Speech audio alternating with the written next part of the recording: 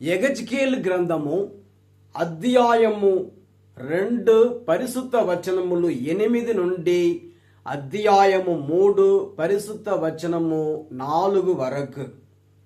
నరపుత్రుడా, నా మాటలు వినుము. నీవు వారి వలె తిరుగుబాటు చేయవలదు.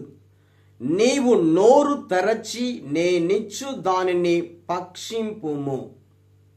అప్పుడు నేను చూచుచుండగా పుస్తకపు చుట్టను పట్టుకొనిన చేయి నా చెంతకు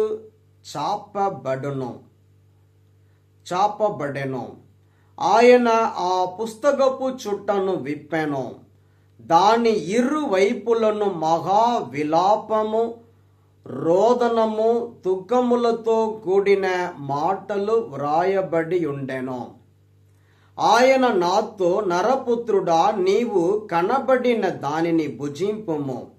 నీవు ఈ గ్రంథపు చుట్టను భుజించి ఇశ్రాయేలీయుల వద్దకు వెళ్ళి వారితో మాట్లాడుము అని చెప్పాను.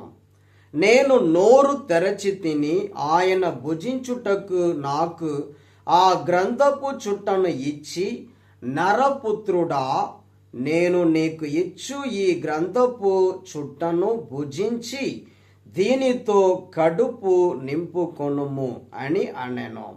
నేను దానిని భుజింపగా అది నా నోటిలో తేనె వలె మధురముగా ఉండెను.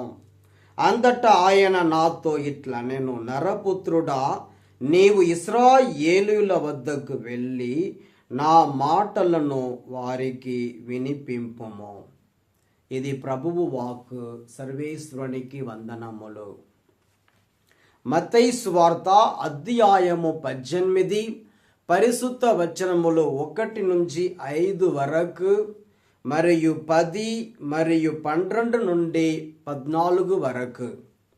ఆ సమయమున శిష్యులు యేసు వద్దకు వచ్చి, పరలోక రాజ్యమున అందరికంటే గొప్పవాడు ఎవ్వడు అని అడిగిరి. యేసు ఒక బాలుని తన యొద్దకు పిలిచి వారి మధ్యన నిలిపి, మీరు పరివర్తన చెంది చిన్న బిడ్డల వలె రూపొందిననే తప్ప పరలోక రాజ్యమున ప్రవేశింపరని మీతో వక్కాణించుచున్నాను. కాబట్టి తనను తాను తగ్గించుకొని ఈ బాలుని వలె రూపొందువాడే పరలోక రాజ్యమున గొప్పవాడు. ఇట్టి చిన్నవాణిని నా పేరిట స్వీకరించువాడు నన్ను స్వీకరించుచున్నాడు. ఈ చిన్న వారిలో ఎవ్వరిని తృణీకరింపకూడదు. ఏలయనా వీరి దూతలు పరలోకమందుండు నా తండ్రి సముఖమున సదా నిలిచియున్నారని మీతో నిశ్చయముగా చెప్పుచున్నాను.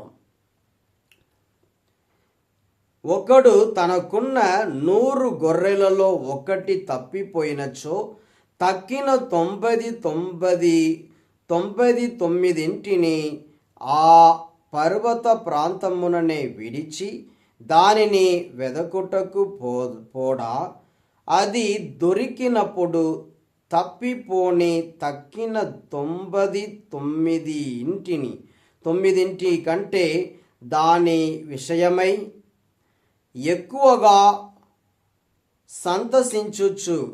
సంతసించునని నిశ్చయముగా చెప్పుచున్నాను. ఆ రీతిగా ఈ పసి బాలురలో ఒక్కడైనను నాశనమగుట పరలోకమందుండు మీ తండ్రి చిత్తము కాదని తెలిసికొనుడు. ఇది క్రీస్తు సువిశేషము. క్రీస్తువా మీకు స్తుతి కలుగును గాక.